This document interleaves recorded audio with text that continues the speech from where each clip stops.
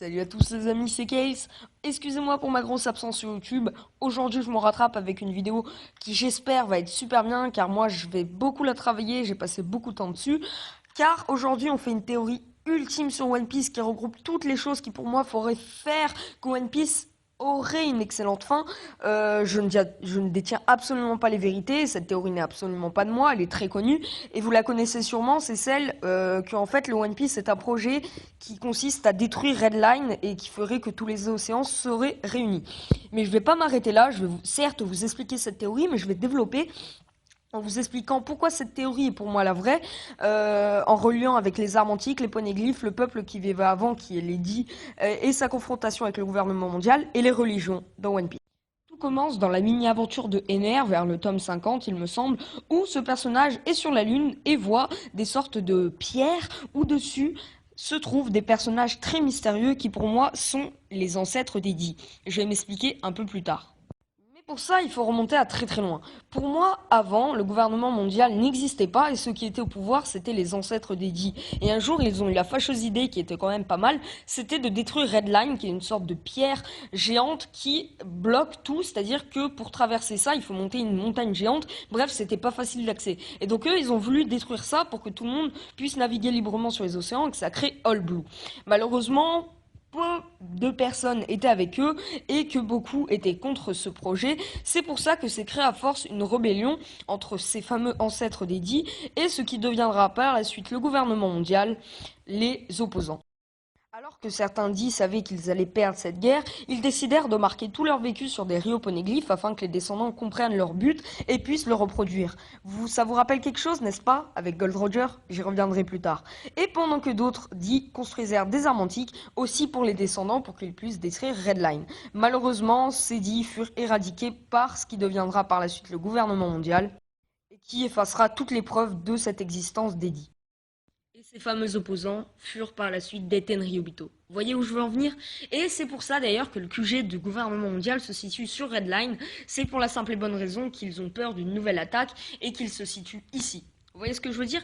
Mais il y a encore une grosse question. Pourquoi le gouvernement mondial cherche-t-il tant à effacer l'existence des ancêtres qui ont essayé de détruire Redline? Enfin, je veux dire, je vois pas pourquoi ils voudraient cacher cette guerre. Ça n'a aucune importance. Eh bien, ça a un rapport avec les armes antiques. De un, parce que leur QG des Tenryubito et du gouvernement mondial se situe sur Redline, donc par conséquent, si quelqu'un découvre ce qui s'est passé, eh bien, il voudra mettre les armes antiques sur le gouvernement mondial et donc tout faire péter. Mais aussi parce que pour moi, il y a une quatrième arme antique. Oui, mais pour tout comprendre, je vous laisse aller voir la vidéo du doc, donc de One Piece Passion TV, qui explique super bien ça dans le sacrifice de Sanji. Donc n'hésitez pas à aller voir cette vidéo, elle est énorme. Et ça explique grandement pourquoi le gouvernement mondial veut éradiquer Lady. Et d'ailleurs, ça n'a aucun rapport avec l'image que vous voyez à présent, mais Clover dit que ce peuple d'Eddie était très avancé. Enfin, il dit pas que c'est le peuple d'Eddie, hein, mais c'est juste mon hypothèse. Il dit que ce peuple qui s'est battu contre le gouvernement mondial d'avant, même si ça n'existait pas, donc en gros contre les opposants, était très avancé. Et comme vous pouvez le voir sur la pierre où il y a Ener, etc., eh bien on voit que c'est sur la Lune. Donc peut-être un peuple venu de la Lune, qui était très avancé, qui allait sur la Terre, et qui a voulu faire ça. Enfin bref, vous vous en doutez, c'est un peu le cycle qui revient. Mais on s'en fout un peu, car maintenant on va parler de Gold Roger, comme le signifie cette image. Gold Roger est qualifié comme étant le seul personnage à avoir découvert le One Piece. Et donc dans ce sens-là, on pourrait dire que le One Piece est un objet matériel. Donc peut-être une arme antique ultime. C'est pour ça que je vous renvoie à la vidéo du doc. Bref, en gros, Gold Roger est parti à la recherche de ce fameux trésor car pour lui il pensait avoir un amas de trésors. Malheureusement il s'est trouvé sur Raftel et il avait le pouvoir lui de lire les armes antiques. N'importe quoi. Il avait le pouvoir de lire les rioponeglyphes et donc il a découvert toute l'histoire des dits, des ancêtres du gouvernement mondial, des Tenryubito, enfin bref tout ça. Et donc il a compris qu'il fallait détruire Redline pour satisfaire ses ancêtres qui étaient les dits. Mais malheureusement, vous le savez très bien que Gold Roger a eu une maladie et il n'a pas pu faire son devoir car il demande beaucoup d'énergie, enfin bref, beaucoup de choses comme ça, beaucoup d'investissement. Et donc il a décidé de se rendre à la marine pour enfin faire le fameux discours que l'on connaît tous. Voilà, je laisse enfin bref, voilà. Je suis un peu... Excusez-moi. Oui, donc vous le connaissez tous, son discours. Je vous laisse mon trésor, je vous laisse savoir où il est, enfin bref, voilà.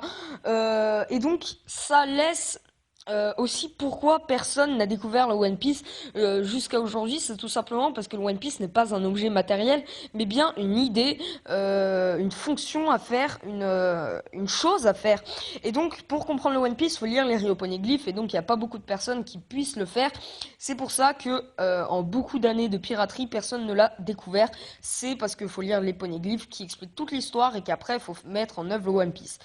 Beaucoup de personnes, je le sais très bien, qui sont déçues que c'est pas un objet matériel, etc., que peut-être c'est un amas de trésors, mais faut pas oublier qu'One Piece, c'est depuis le début, le but de Luffy, ce n'est pas d'avoir un amas de trésors, c'est d'être libre. Et donc, qu'est-ce qui est le plus libre? De détruire Red pour que tous les océans se rejoignent.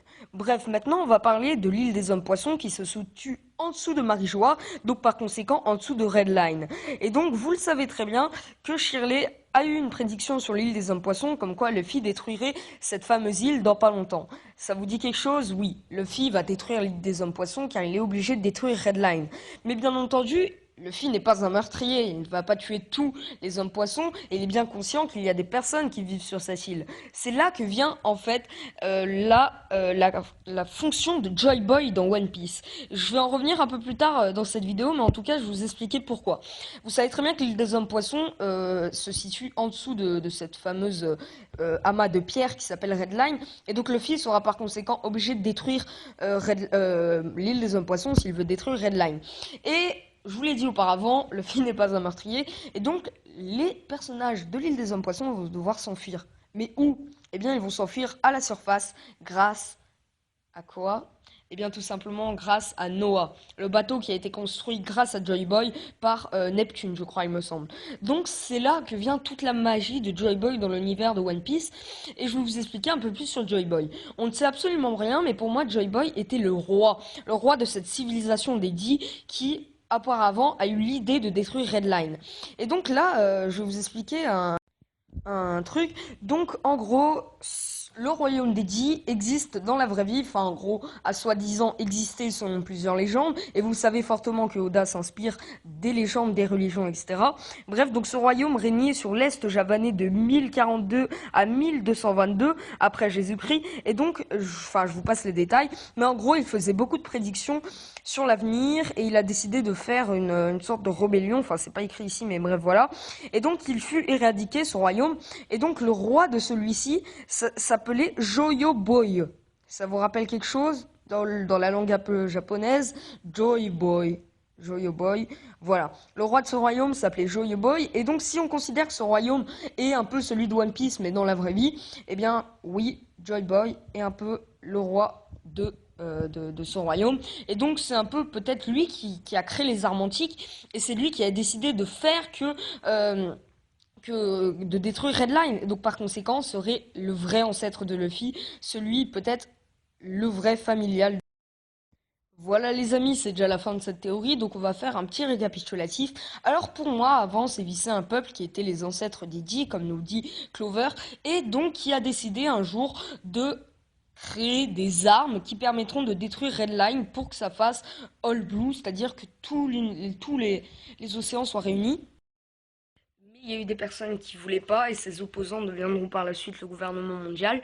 Et donc, par la suite, le gouvernement mondial s'est mis sur Redline pour que personne puisse faire des attaques et que personne puisse lire les rioponeglyphes. Malheureusement, il y a encore à ce jour des personnes qui peuvent les lire, quoi. Aussi, deuxième chose, ce qu'il faut retenir, c'est qu'il y avait un roi de ce peuple dédié, il s'appelait Joy Boy, et donc c'est lui qui a à peu près tout décidé. Et pour moi, d'après moi, c'est l'ancêtre de Luffy, le vrai ancêtre familial, c'est-à-dire l'arrière grand-père, enfin bref, un petit truc comme ça de Luffy. Ce serait assez sympathique de voir que la lignée continue, enfin bref, voilà, ou même un ancêtre de Gold Roger, ce serait assez sympathique. Et de voir que par exemple le fils de Gold Roger c'est Ace, et que Ace a passé un pacte de fraternité avec Luffy, ce serait sympa, bref, voilà. Et que pour détruire, et donc Luffy va avoir cette vocation, il va devoir détruire Redline, et donc par la suite détruire l'île des hommes poissons, mais ceux-ci seront sauvés grâce à l'arche de Noé, excusez-moi, construit par Joy Boy. Et donc voilà, ça relie un peu tout, et tout le monde, il est beau, tout le monde est content. Et aussi, j'ai dit aussi une théorie comme quoi ce fameux peuple des Dits était à la base originaire de de la Lune, et donc les habitants de la Terre qui régnaient avant sont fait un peu détrôner par ces personnes de la Lune qui sont les dits, et c'est pour ça qu'ils ont une technologie avancée, et aussi on voit des pierres qui rappellent les dits sur la Lune. Ça expliquerait beaucoup de choses, et donc voilà. Sur ce, je vous laisse les amis, j'espère que cette vidéo vous aura plu, vous pouvez liker et me dire en commentaire des critiques. Sur ce, je vous laisse.